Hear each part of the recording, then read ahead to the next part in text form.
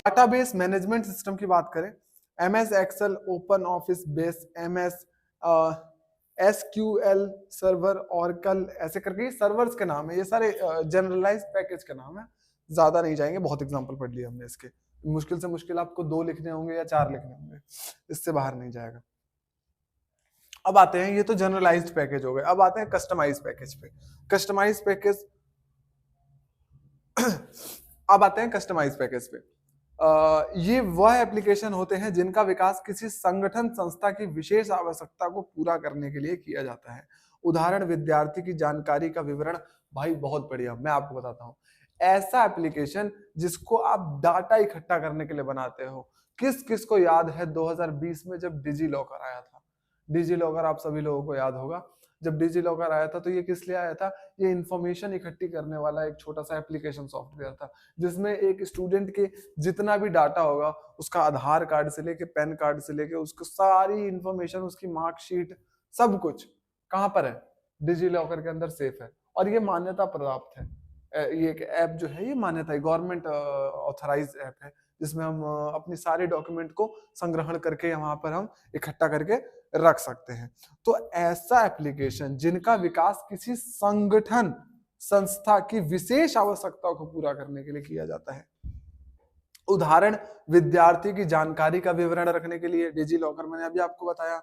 भुगतान पैकेज, भुगतान, भाई फाइन वगैरह गवर्नमेंट इतना काटती है तो उसका क्या लगता है आपको? डाटा ऐसे ही पड़ा रहता है, कहीं ना कहीं किसी एप्लीकेशन सॉफ्टवेयर पे तो रखा ही होगा। माल सूची नियंत्रण, ये package high level computer language का उपयोग करके विकसित किए जाते हैं, और ये जो ये जो कस्टमाइज पैकेज होता है, इसकी जो प्रोग्रामिंग होती है, ये हाई लेवल लैंग्वेज, अभी मैं लैंग्वेज पढ़ाऊंगा तो उसमें हाई लेवल लैंग्वेज बताऊंगा, हाई लेवल लैंग्वेज का यूज करके हम क्या करते हैं? कस्टमाइज पैकेज को पढ़ाते हैं, पढ़ाते नहीं है, कस्टमाइज पैकेज को बनाते हैं। ठीक है, तो ये तो हमारा हो गया सॉफ्टवेयर के बारे में। हमारा सॉफ्टवेयर का खेला इतना सा था कि सॉफ्टवेयर क्या होता है? प्रोग्रामों का सेट होता है। 2 तरीके के होते हैं भाई, सिस्टम सॉफ्टवेयर और एप्लीकेशन सॉफ्टवेयर। सिस्टम सॉफ्टवेयर ऐसे सॉफ्टवेयर को कहते हैं जो कि सिस्टम के लिए बनाया गया होता है, और एप्लीकेशन सॉफ्टवेयर ऐसे सॉफ्टवेयर होते हैं जो किसी पर्टिकुलर एप्लीकेशन के लिए बनाया गया होता है। एप्लीकेशन सॉफ्टवेयर को 2 तरीके से डिवाइड किया गया है, जनरलाइज्ड पैकेज और कस्टमाइज्ड पैकेज।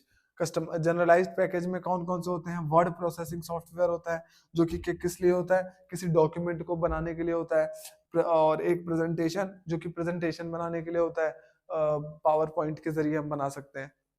कस्टमाइज पैकेज कौन से होते हैं? कस्टमाइज पैकेज किसी संगठन या संस्था द्वारा किसी विशेष काम के लिए जब हम सॉफ्टवेयर बनाते हैं तो उसको क्या कहते हैं? कस्टमाइज पैकेज कहते हैं। ऑपरेटिंग सिस्टम यूटिलाइज अभी पढ़ के खत्म करते हैं, बात का वेट ही नहीं करना। 1 मिनट, यूटिलाइज कहाँ है भाई? यूटिलाइज 1 सेकंड दीजिए मेरे को बस।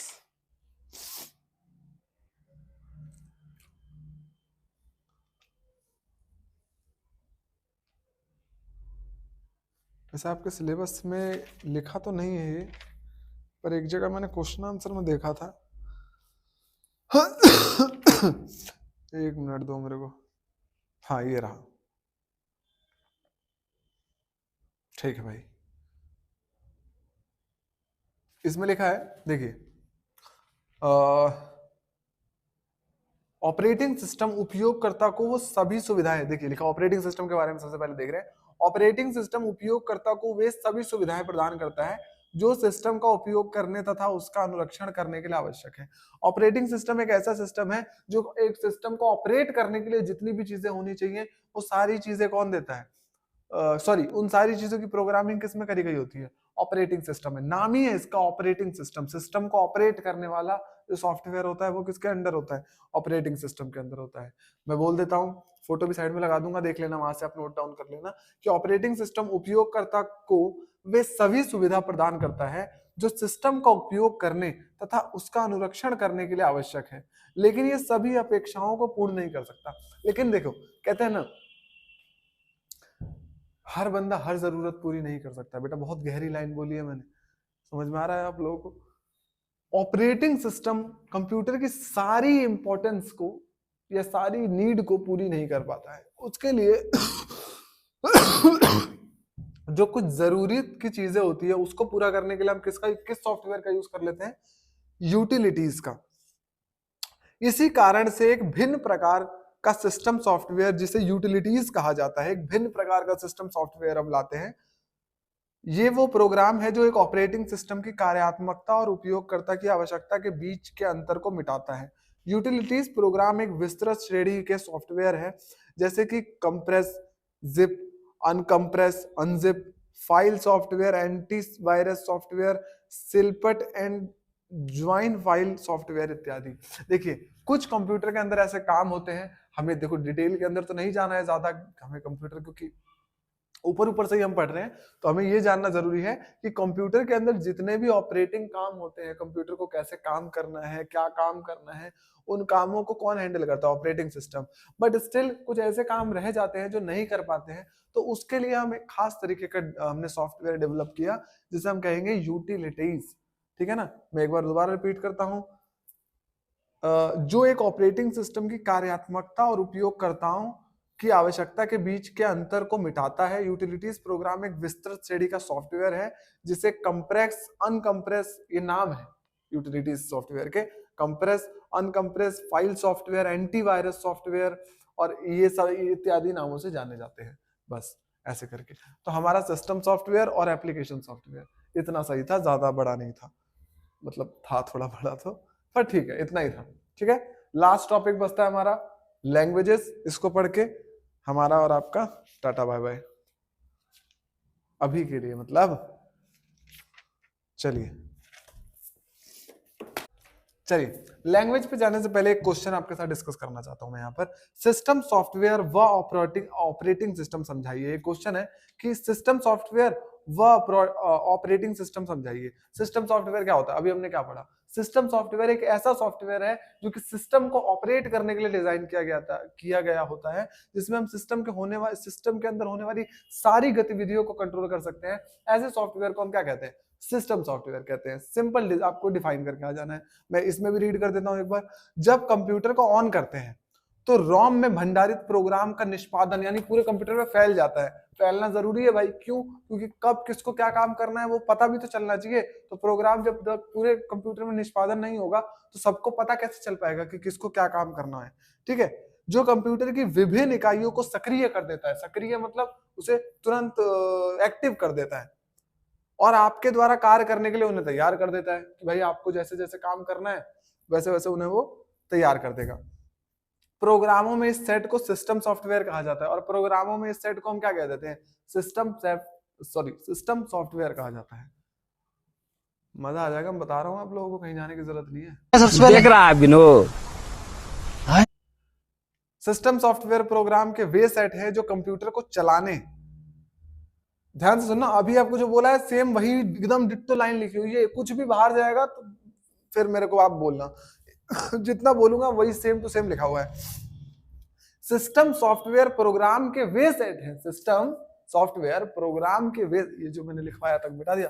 सिस्टम सॉफ्टवेयर प्रोग्राम का वो सेट है जो कंप्यूटर को चलाने, कंप्यूटर के विभिन्न कार्यों को नियंत्रित करने और कंप्यूटर के संसाधनों का प्रबंधन करने के लिए जिम्मेदार होते हैं। अगेन सेम लाइन जो बुक में लिखी है वही अभी जस्ट मैंने 2 सेकंड पहले रिपीट करी थी कि सिस्टम सॉफ्टवेयर ऐसा सॉफ्टवेयर है जिसमें हम सिस्टम को कैसे काम करना है, कैसे ऑपरेट करना है, उसके बारे में प्रोग्रामिंग करते हैं। बात खत्म हो जाती है। तो आपको क्वेश्चन क्या पूछा था, सिस्टम सॉफ्टवेयर व ऑपरेटिंग सिस्टम को समझाइए। सिस्टम सॉफ्टवेयर तो हमने समझा दिया, अब ऑपरेटिंग सिस्टम समझा देते हैं। ऑपरेटिंग सिस्टम एक सॉफ्टवेयर है जो उपयोगकर्ता को कंप्यूटर के साथ संचार के लिए इंटरफेस प्रदान करता है, हार्डवेयर यंत्रों का प्रबंधन करता है, डिस्क फाइल सिस्टमों का प्रबंधन और देखरेख करता है और एप्लीकेशन प्रोग्रामों को सहयोग करता है। यूनिक्स, विंडोज और लाइनेक्स कुछ लोकप्रिय ऑपरेटिंग सिस्टम है। नाम है ये, यूनिक्स, विंडोज, लाइनेक्स, ये लोकप्रिय ऑपरेटिंग सिस्टम्स के नाम है। अभी जो हमने पढ़ा उसी के बेस पे हमने एक क्वेश्चन भी डिस्कस कर लिया।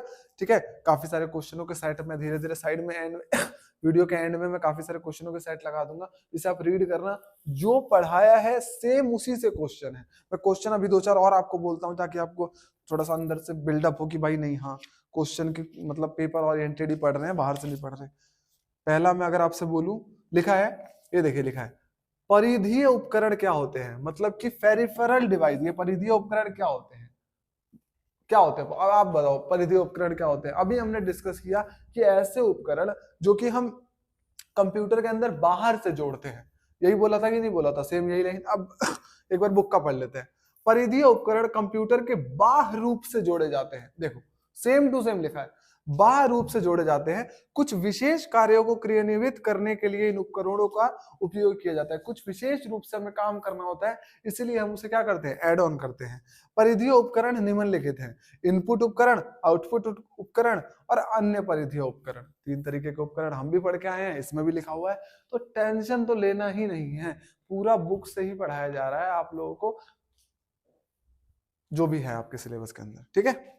देखिए अगला क्वेश्चन दिखाऊं तो लिखा है इंकजेट प्रिंटर क्या है, जो हम पढ़ के आए इंकजेट प्रिंटर उसके बारे में पूछ रहा है। फिर नीचे लिखा है डॉट मैट्रिक्स प्रिंटर और लेजर प्रिंटर में अंतर बताइए। डॉट मैट्रिक्स प्रिंटर क्या होता है, जिसमें डॉट के सहायता से हम चित्रों को बनाते हैं, और लेजर प्रिंटर क्या होता है, जिसमें लेजर की सहायता से बनाते हैं। लेजर प्रिंटर थोड़ा महंगा है और डॉट मैट्रिक्स प्रिंटर क्या है, सस्ता है।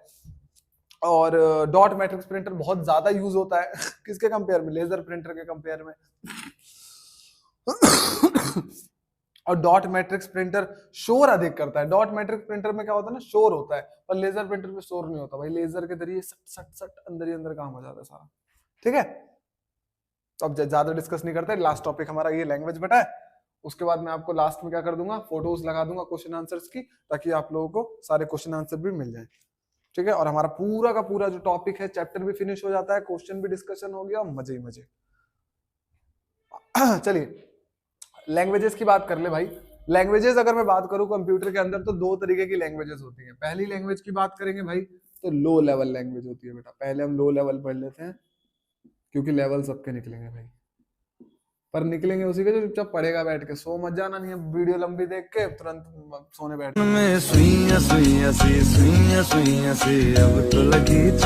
जाना। अगला है high level language. High level language, देखिए लैंग्वेजेस होती हैं। अब लैंग्वेजेस क्या होती हैं, आप लोगों को ये डाउट हो रहा होगा कि सर ये लैंग्वेज क्या, आप कंप्यूटर भी बात करते हैं क्या, इनकी भी लैंग्वेज होती है? जी हाँ बाबू, इनकी भी लैंग्वेज होती है। इनकी लैंग्वेज होती नहीं है, इनकी लैंग्वेज बनाई गई है जबरदस्ती, क्योंकि कंप्यूटर को, अभी मैंने आपसे जो सॉफ्टवेयर बोलते समय बोला, इंस्ट्रक्शन दिया, ये क्या है, ये लैंग्वेज ही तो है भाई। मैं इंस्ट्रक्शन दे रहा हूं और वो मेरी इंस्ट्रक्शन समझ जा रहा है, मतलब मैं उसे कह रहा हूं कि भाई क्लिक करने पे ऐसे गोल तरीके से खुली हो तो वो खुल रहा है। तो कैसे, मैंने क्या किया, मैंने एक कोई लैंग्वेज के थ्रू ही तो उसके अंदर प्रोग्रामिंग करी, मैंने कोई लैंग्वेज के थ्रू ही तो उसके अंदर प्रोग्रामिंग करी, अदरवाइज वो मेरी बात कैसे समझ सकता है। तो अब मैं नॉर्मल बोलूंगा कि भाई मैं क्लिक करूंगा तो गोल गोल घूमी हो, तो थोड़ी मानेगा मेरी बात। उसकी लैंग्वेज में मुझे उससे बात करनी होगी, तो उसके लिए कुछ लैंग्वेजेस बनाई गई हैं। अब उन लैंग्वेज को अगर मैं बोलूं तो 2 तरीके की होती है, एक होती है लो लेवल लैंग्वेज और एक होती है हाई लेवल लैंग्वेज। अब लो लेवल लैंग्वेज क्या है बेटा, ये दिखने में ही आपको लो लेवल लैंग्वेज है, ये है नहीं लो लेवल लैंग्वेज, मैं आपको बताऊं तो दिखने में ही है। अभी आपको इसका असली राज पता चलने वाला है, पर उससे पहले मैं लो लेवल लैंग्वेज को भी 2 भागों में बांटना चाहता हूँ। लो लेवल लैंग्वेज को भी हम 2 पार्ट्स में पढ़ने वाले हैं। एक तो हम पढ़ेंगे मशीन लैंग्वेज। बोलेंगे सर कितने पार्ट करा रहे हो, इतने पार्ट तो हमने संविधान के भी नहीं देखे जितने इसके देख लिए। कोई बात नहीं, दुनिया में आए हो तो पढ़ाई कर लो भाई, बहुत जरूरी है। असेंबली लैंग्वेज, ठीक है। देखिए लो लेवल लैंग्वेज 2 तरीके की होती है, मशीन लैंग्वेज और असेंबली लैंग्वेज में हम डिफाइन कर सकते हैं। और अगर हाई लेवल लैंग्वेज को मैं डिफाइन करने की बात करूं, तो हाई लेवल लैंग्वेज मेरी कितनी तरीके की, ये मेरी काफी तरीके की होती है, मुझे जितनी याद है, या फिर मैं ये कह लूं कि जितना आपका सिलेबस के अंदर है उतनी ही पढ़ेंगे। एक तो हो गई कोबाल, फिर हो गई हमारी बेसिक,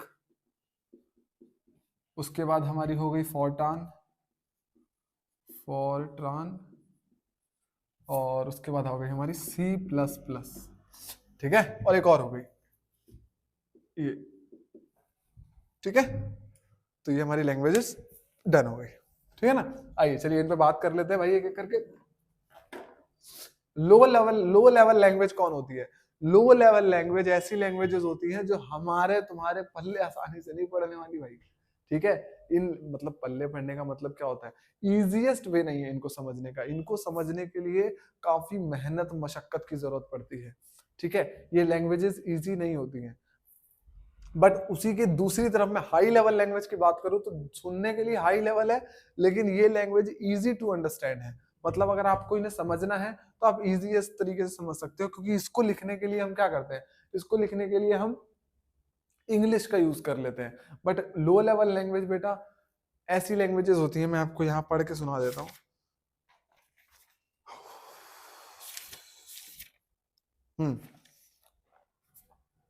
पहले तो ये पढ़ लेते हैं लैंग्वेजेस क्या है।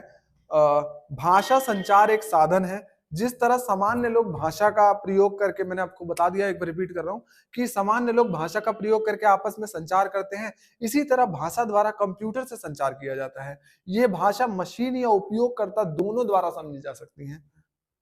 जिस तरह अंग्रेजी व हिंदी व्याकरण के नियम हैं, ठीक उसी प्रकार कंप्यूटर भाषा के भी नियम हैं, जिसे भाषा का सिंटेक्स कहा जाता है। जिसे हम यहाँ पर ग्रामर नहीं कहते, यहाँ पर हम सिंटेक्स कहते हैं। कंप्यूटर की लैंग्वेज में ग्रामर को सिंटेक्स कहा जाता है।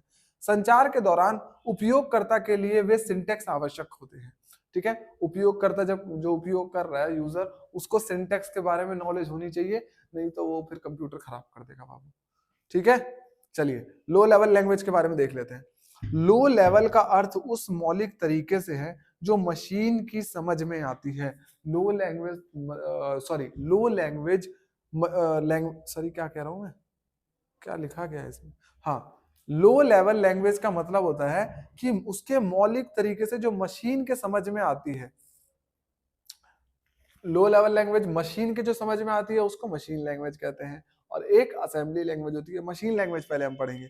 लिखा है ये भाषा 0 से 1 रूप में होती है। आपको बाइनरी लैंग्वेज नहीं पता होगी, लेकिन मैं आपको बता दूं एक बाइनरी लैंग्वेज होती है जिसके अंदर हम केवल 0 और 1 इन 2 डिजिट के यूज से हम एक लैंग्वेज तैयार कर देते हैं, जो कि ऑब्वियस ही बात है आपके हमारे जैसे इंसानों के पल्ले के बाहर की बात है। इसके लिए पढ़ाई होती है अलग से, हमें ये लैंग्वेज सीखनी पड़ेगी, तब जाके हमारे समझ में आएगी मशीन की लैंग्वेज। इसीलिए मशीन की लैंग्वेज कैसी होती है, ये भाषा 0 से 1 रूप में होती है, जिसे बाइनरी कहते हैं। अभी मैंने आपको बोला ना बाइनरी लैंग्वेज होती है, ये बाइनरी लैंग्वेज होती है जो मशीन के लिए ही बनाई गई होती है। ये इजी टू अंडरस्टैंड भी नहीं होती है कि एक झटके में आप देख के समझ भी लोगे। इसको समझने के लिए आपको बहुत टाइम देना पड़ेगा। कहाँ लिखा है, हाँ, जिसे बाइनरी कहते हैं, और जो सीधे कंप्यूटर द्वारा समझी जाती हैं। जो सीधे किससे, कंप्यूटर द्वारा समझी जाती है, हमारे समझ में नहीं आने की है। ये मशीन लैंग्वेज है जो केवल मशीन पर निर्भर होती है। और ये कैसी लैंग्वेज है, मशीन लैंग्वेज जो केवल मशीन पर निर्भर होती है। ये सीखने में कठिन है। अभी आपसे बोला भाई ये सीखने में क्या है, कठिन है, लेकिन प्रोग्राम लिखने के लिए और भी कठिन है। और भाई इससे अगर प्रोग्रामिंग करने लगे हम, इससे अगर हम इंस्ट्रक्शन के सेट बनाने लगे तो भाई मम्मी कसम रो दूंगा मैं। मुझे अपने घर जाना है। मुझे घर जाना है। इससे अगर काम करने लगा तो। अगला असेंबली लैंग्वेज। इस भाषा में मशीन कोड 0 से 1, अगेन जो ये असेंबली लैंग्वेज है ना, ये भी टफ ही है, क्योंकि इसके अंदर भी जो लैंग्वेज यूज करी जाती है ना, वो कैसी है, 0 से 1 वाली ही है।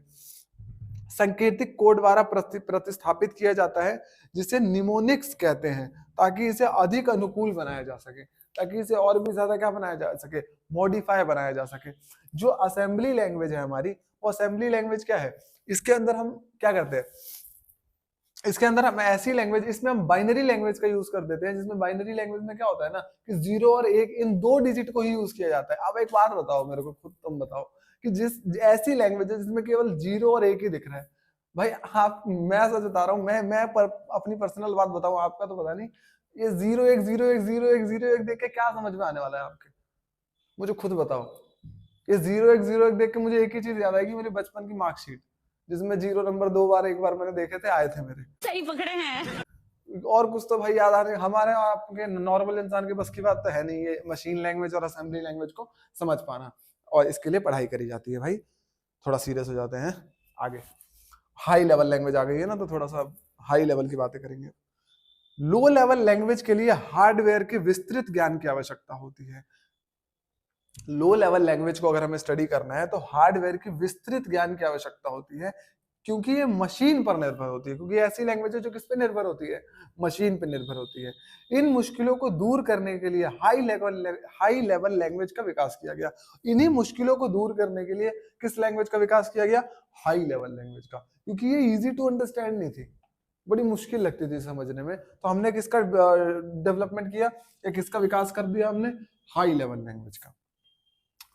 हाई लेवल लैंग्वेज की बात करें तो इन मुश्किलों को, हाँ ठीक है, जो किसी भी समस्याओं को हल करने के लिए सामान्य और आसानी से समझने के लिए अंग्रेजी के कथनों का उपयोग करती है।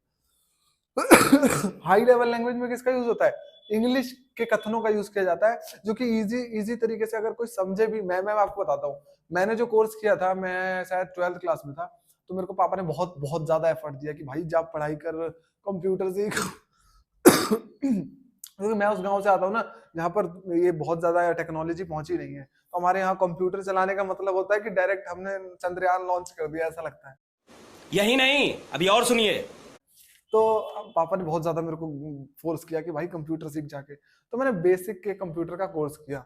तो बेसिक के बाद उन सर ने मेरे को बहुत इन्फ्लुएंस किया, मैनिपुलेट किया कि भाई तुम ना लैंग्वेज का भी कोर्स करो, जिसमें आपको ना HTML लैंग्वेज सिखाई जाएगी, ऐसे करके उन्होंने मेरे से बोला। तो उसमें क्या था, मैंने थोड़ा सा सीखा जब, तो उसमें उन्होंने मेरे को सिखाया लैंग्वेज कैसे कोडिंग करी जाती है, प्रोग्रामिंग कैसे करी जाती है, उसमें मैंने थोड़ा बहुत मुझे पता है, मैं वहां तक बताता हूँ। तो उसमें क्या होता था ना, उसमें इंग्लिश के चीजों को यूज करके, मतलब इंग्लिश के अल्फाबेट्स को यूज करके हम क्या करते थे? कोडिंग करते थे उसमें, DHTML, HTML, और फिर इसके बाद आती थी C++, ये तो लिखा है मैंने, C++। तो इन कोडिंगों में क्या होता था ना, इंग्लिश के वर्ड्स को यूज करके हम ना प्रोग्राम में सॉफ्टवेयर बनाने की, छोटी छोटी वेबसाइट बनाने की हम कोशिश करते थे, ठीक है। तो वो कैसी लैंग्वेज थी? हाई लेवल लैंग्वेज थी, जिसे इंग्लिश के कथनों से, इंग्लिश के स्टेटमेंट से तैयार करी जाती है, जो कि इसी तरीके से समझने में होती है। तभी तो मेरे समझ में भी आई, नहीं तो वो भी नहीं आती। ठीक है, चलिए सबसे पहले हम बात करेंगे किसके बारे में? बेसिक के बारे में। बेसिक क्या है? पहली बात इसकी फुल फॉर्म बात करें, beginners all symbolic instruction code, beginners all purpose, हाँ, beginner all purpose symbolic instruction code, इसकी फुल फॉर्म है। Again, beginner all purpose symbolic instruction code, ठीक है। ये व्यापक रूप से प्रयोग की जाती है एवं आसानी से सीखी जा सकने वाली सामान्य उपयोग की भाषा है। प्रारंभिक दिनों में मुख्यतः माइक्रो कंप्यूटर में इसका उपयोग, स्टार्टिंग टाइम में इसका उपयोग कहाँ किया था? बेसिक का हमने माइक्रो कंप्यूटर में किया था। भाई लिख लेना नीचे, बहुत इंपॉर्टेंट है। कहाँ यूज किया था इसको हमने? माइक्रो कंप्यूटर में यूज किया था। पूछ भी सकता है कि बेसिक लैंग्वेज का यूज सबसे पहले कहाँ किया गया था? तो माइक्रो कंप्यूटर के अंदर किया गया था।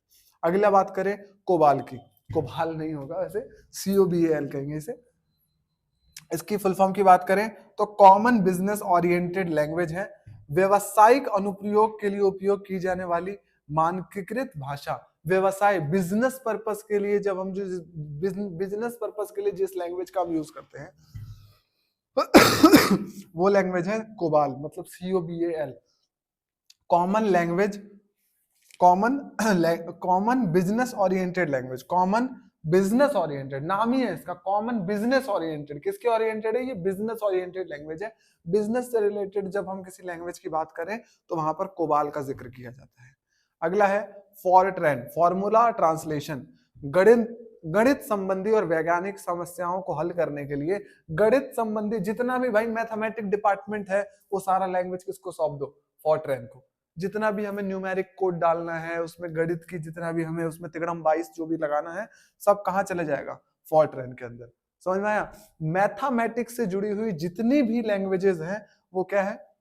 सॉरी, जितनी भी नहीं, मैथमेटिक्स से जुड़ी हुई जितनी भी कोडिंग है वो किस लैंग्वेज के अंदर आती है? फॉरट्रैन के। उसके बाद अगर हम बात कर ले C++, लोकप्रिय ऑब्जेक्ट ओरिएंटेड प्रोग्रामिंग लैंग्वेज, जिसका उपयोग सामान्य उद्देश्य के लिए किया जाता है। C++ नॉर्मल कामों के लिए, नॉर्मल प्रोग्रामिंग आपको करनी है, नॉर्मल कोई सामान्य सा साधारण सा आपको कोई सॉफ्टवेयर बनाना है, तो उसके लिए हम किसका उपयोग कर लेते हैं? C++ का। और लास्ट में ये C करके जो है, इसको कहते हैं स्ट्रक्चर्ड प्रोग्रामिंग लैंग्वेज, जिसका उपयोग सभी उद्देश्यों के लिए किया जा सकता है। इसको सब ऑलराउंडर है भाई, ये धोनी भाई जी को इनका नाम दे दिया जाए, ये ऑलराउंडर है। इसमें लिखा है कि स्ट्रक्चर्ड प्रोग्रामिंग लैंग्वेज जिसका उपयोग सभी उद्देश्यों के लिए किया जाता है। जैसे कि वैज्ञानिक की मैं बात करूं, वैज्ञानिक अनुप्रयोग गेम्स को विकसित करना। अगर आपको गेम डिजाइन करना है, एप्लीकेशन फ्री फायर खेला ही होगा आप लोगों ने, तो इन सब छोटे मोटे गेमों के लिए हम क्या यूज कर सकते हैं, सी डॉट डॉट। पूरे चैप्टर को समझ आ रहा है आपको? इस पूरे चैप्टर को हमने कवर कर लिया है अपनी जो जितने भी मिनट की देखूंगा बाद में, शायद 1 घंटे की वीडियो होने वाली होगी। पूरे चैप्टर को हमने कवर कर लिया है। इस चैप्टर से ओरिएंटेड जितने भी इंपॉर्टेंट क्वेश्चंस होंगे, इस चैप्टर से ओरिएंटेड ये मेरे पास किताब है। इस किताब के अंदर काफी बेहतरीन क्वेश्चंस है, मैं आपको दिखाऊं। सबसे पहले पे है कंप्यूटर क्या है, उसके बाद लिखा है कंप्यूटर सिस्टम के मूलभूत संगठनों का चित्रण कीजिए। इनके डिवाइसेस के बारे में बात कर लेंगे, परिधीय उपकरण के बारे में बात कर लेंगे, फिर वो 3 तरीके के होते हैं। नीचे मैं दिखाऊंगा आपको इनपुट उपकरण क्या होते हैं। इनपुट उपकरण हमने डिस्कस कर लिया कि इनपुट उपकरण ऐसे उपकरण हैं जिनका यूज हम निर्देशों को देने के लिए, कंप्यूटर को निर्देश देने के लिए करते हैं। इसमें लिखा है संक्षेप में इनपुट उपकरणों का वर्णन कीजिए। संक्षेप मींस कि उनके बारे में अच्छे से डिफाइन करना है। तो सबसे पहले तो सारे जो मैंने यहाँ जितने भी डिटेल में लिखे थे वो सबको आपको लिख देना है, keyboard, light pen, touch screen, trackball, mouse, optical scanner, ध्वनि। फिर एक एक करके इनके बारे में आपको छोटे-छोटे शॉर्ट नोट्स लिख देने हैं ऐसे करके। अगला क्वेश्चन अगर मैं आपको दिखाऊं, तो क्या सॉफ्टवेयर क्या होता है? सॉफ्टवेयर क्या होता है? प्रोग्रामों का सेट होता है। फिर चित्र की सहायता से इसके विविध, देखो मैंने बोला था अभी आपसे थोड़ी देर पहले मैंने क्या बोला था कि चित्र बना के आना। चित्र यानी फ्लो चार्ट एक छोटा सा डिजाइन करके आना, जैसे कि फ्लो चार्ट बन रहा है। इस फ्लो चार्ट से क्या होता है ना कि एग्जामिनर जब चेक करने बैठेगा तो एक एक लाइन पढ़ने बैठने का टाइम नहीं है, काफी बच्चों का चेक करना होता है। अगर आपका ये चार्ट रहेगा तो वो चार्ट से समझ जाएगा कि आपने अपनी चीजों के अंदर क्या-क्या भरा है। ऑल तो थोड़ा बहुत तो कचरा सभी भरते हैं, कुछ ना कुछ 10 की लाइन, लेकिन फ्लो चार्ट से क्या रहेगा, फायदा रहेगा ताकि एग्जामिनर को समझ में आ जाए कि आपने जो उतना बड़ा आपने जो लिखा है उसके अंदर है क्या एक्चुअली। यहाँ भी लिखा ही है कि चित्र की सहायता से इसके विभिन्न वर्गों का वर्णन करें। चित्र की सहायता जो भी मैंने सॉफ्टवेयर को 2 में डिजाइन किया था, सिस्टम सॉफ्टवेयर और एप्लीकेशन सॉफ्टवेयर, ऐसे करके। तो इन सभी के लास्ट वीडियो एंड होगी, तो सभी के एक एक करके ऐसे क्वेश्चन आते रहेंगे, वहां से क्वेश्चन एक बार रीड कर लेना। और वहां से मिलते हैं भाई नेक्स्ट वीडियो में। जय हिंद। वीडियो जैसी भी लगी हो एक बार कमेंट करके जरूर अपना ओपिनियन देना। बाय बाय, मिलते हैं नेक्स्ट वीडियो।